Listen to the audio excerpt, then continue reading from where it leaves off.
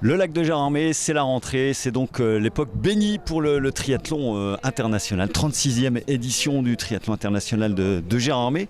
On va vous présenter tout ça avec, on a la chance d'avoir deux champions du monde à nos côtés. Bonjour Alexandra Tondeur, bonjour. Oui, bonjour. On va rappeler que vous êtes championne du monde longue distance 2019. Vous connaissez bien ce triathlon. J'ai cru comprendre que vous aviez gagné en 2008 sur le DO. C'est un triathlon particulier pour vous ?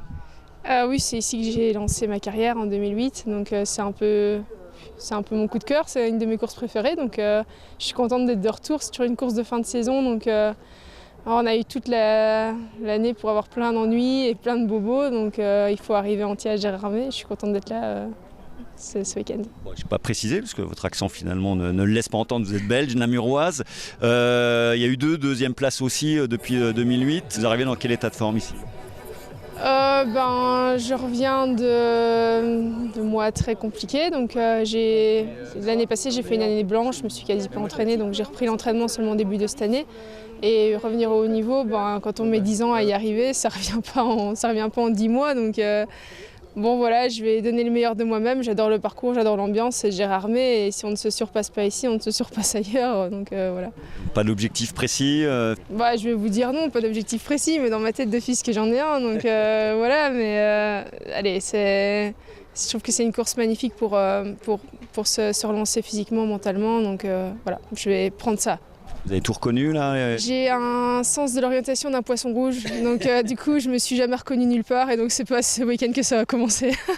Voilà, mais je reconnais l'endroit, ça quand même, mais à vélo je vais avoir l'étonnement de repasser là pour la première fois, ça va être génial. Bon, vous avez regardé un peu la start list sur les concurrentes ? Absolument pas, absolument pas, et je sais que voilà, il y a du très très lourd comme chaque fois à Gérardmer, et bon voilà, chacun fera de son mieux je pense. On vous souhaite le meilleur, allez, d'une championne du monde à un autre champion du monde, Nathan Gerber, l'Alsacien de Metz Triathlon. Bonjour Nathan. Bonjour à tous. Champion du monde de duathlon, on va préciser. Dans quel état d'esprit vous arrivez ? Ça sera votre premier XL ici à Gérardmer, vous avez coché la date ? Ouais, j'ai coché la date. Moi, ce sera mon 4e longue distance cette saison. Donc j'ai plutôt été, on va dire, vigilant sur les volumes et le calendrier. Je reviens d'un stage dans les Alpes où j'ai fait une grosse préparation en vue de cette course et j'espère que ça va payer samedi. Bon, vous connaissez le DO ici, qu'est-ce qui va changer ? Évidemment que c'est beaucoup plus long. C'est plus long, pas beaucoup plus difficile quand on connaît le parcours du DO. C'est tout le temps autant d'ambiance et une envie de gagner je pense sur l'entièreté de la course. Ouais. Je me suis bien entraîné cette année, c'est ma première saison à temps plein dans le triathlon. J'ai passé des caps dans les 3 sports, ce que je pensais pas encore possible à 28 ans. Et du coup, si je fais une course on va dire complète à mon niveau, ouais, ça présage un bon résultat. On va préciser que vous êtes ingénieur, vous aviez un boulot jusque-là, mais aujourd'hui c'est triathlon à 100%.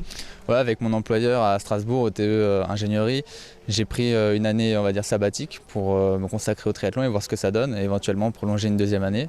Donc on verra à l'arrivée si ça en vaut le coup. Bon, il fait beau et chaud demain, ça vous va ? Ouais, je souffre pas de la chaleur en général.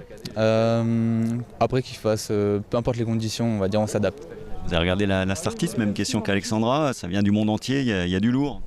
Ouais, non, moi je suis plutôt du genre à regarder la start list. Surtout que cette année, je trouve qu'on a un très très beau plateau, je pense tous les ans, mais aujourd'hui, maintenant que je l'ai fait, peut-être que j'ai regardé un peu plus attentivement. Et j'imagine qu'il y a une 15aine de personnes qui sont clientes à un bon résultat, à voir le podium. Donc j'espère me mêler à la bagarre. On vous souhaite le meilleur, merci beaucoup Nathan. Merci à vous, bon week-end. Allez, on se tourne vers l'organisateur en chef, Paul Charbonnier, 4000. Bonjour Paul. Bonjour. 36e édition, toujours aussi simple ou facile en tous les cas de remplir l'intégralité des dossards puisque la notoriété est totalement acquise. Oui, c'est vrai que lors des inscriptions au mois d'octobre, ça génère un engouement qui est assez impressionnant, oui, puisqu'on fait une moyenne de 150 inscrits à la seconde sur l'ensemble des épreuves. Mais ça met aussi la pression, puisque vraiment on sent qu'il y a une vraie impatience et tout ça, il y a un vrai engouement des gens. Donc on a... T'es obligé de refuser du monde, évidemment. Ah oui, on a 4600 athlètes inscrits, on a plus de 3000 personnes sur liste d'attente. Donc ça... On est obligé de refuser du monde malheureusement. Après voilà, ça met la pression et puis on essaye de gommer les petits défauts et tout ça des années précédentes. Content du plateau ? Ouais, on est très contents. Ouais. Juste un petit regret, voilà, que Clément Mignon ait dû abandonner là, puisqu'il s'est fait mal le week-end dernier. Il s'est blessé le week-end dernier. Voilà, j'aurais bien aimé le voir au contact avec Nathan, des Joachim Berger, etc. Et Jonathan Voyaf aussi, le vainqueur de l'an passé. Avant de parler du programme, on va préciser que de plus en plus c'est une éco-manifestation, vous tenez beaucoup à ça aussi? Oui, également oui, on s'est engagé là, depuis cette année au niveau de la charte des 15 engagements éco-responsables pour les manifestations sportives. Donc c'est une charte voilà, qu'on a signée sur 4 ans. Il y aura un bilan qui sera fait au bout de 2 ans, mais on a déjà commencé cette année à faire de bons efforts. Alors en pratique, qu'est-ce qu'on y retrouve? En pratique, les derniers ravitaillements sur lesquels on avait des bouteilles d'eau, c'était les ravitaillements vélo sur le triathlon XL, et cette année on les a supprimés. Donc ça demande pas mal de logistique et tout ça, mais on a réussi à supprimer, donc il n'y aura plus de bouteilles d'eau, il n'y a plus aucune bouteille d'eau sur les ravitaillements du triathlon de Gérardmer. Allez, on y va sur le programme, on parle du triathlon de Gérardmer, c'est les triathlons de Gérardmer, évidemment, il y en a pour tout le monde. Ouais, donc on commence demain, le samedi 7 septembre avec le triathlon XL. Qui reste la marque quand même du triathlon. C'est notre événement phare. C'est notre événement phare à partir duquel on a construit la course, le triathlon distance olympique, le découverte, etc. Donc 8h45 pour le départ, arrivée des premiers vers 13h. Ensuite dimanche à 8h le départ du triathlon découverte, donc avec 1500 athlètes au départ.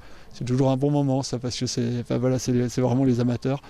Et Gilles Boulot qui sera au départ, présentateur du JT de TF1. Et ensuite les épreuves enfants à 10h30 et 11h15. Là aussi on a fait quelques modifications pour la sécurité, pour le bien-être des enfants et tout ça dans les parcours, natation surtout. Et ensuite 13h30 le triathlon distance olympique avec 3 montées de l'Arié, la mythique montée de l'Arié. Avec un monde fou type l'Alpe d'Huez. Ouais, c'est vraiment tous les ans, il y a de plus en plus de monde, ça s'écarte devant les gens, c'est impressionnant. Impressionnante l'ampleur prise par cet événement mondialement connu, 4650 participants, on l'a dit, sur les 2 jours de compétition. Large résumé dans notre journal de lundi et dans l'émission Côté Sport.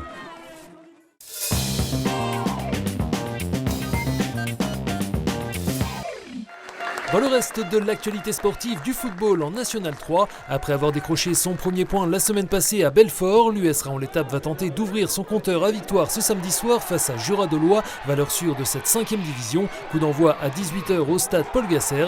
Après avoir remporté son premier succès la semaine passée à Sarreguemines, le Taon de son côté espère enchaîner à domicile face au Besançon Football. Début à 19h au stade Robert Seyer. En N2, le SAS se déplace chez le leader Bobigny, seule formation à avoir enregistré 3 victoires en 3 journées. Enfin, moins de 2 semaines après leur retour sur la glace sur ces images, premier test grandeur nature ce week-end pour les Wildcats d'Épinal qui organisent leur traditionnel tournoi amical de préparation. 3 oppositions pour les Verts et Noirs, vendredi à 20h15 face aux Belges de Leuven, 19h45 samedi face aux Bisons de Neuilly et enfin dimanche à 16h45 face à l'Étoile Noire de Strasbourg.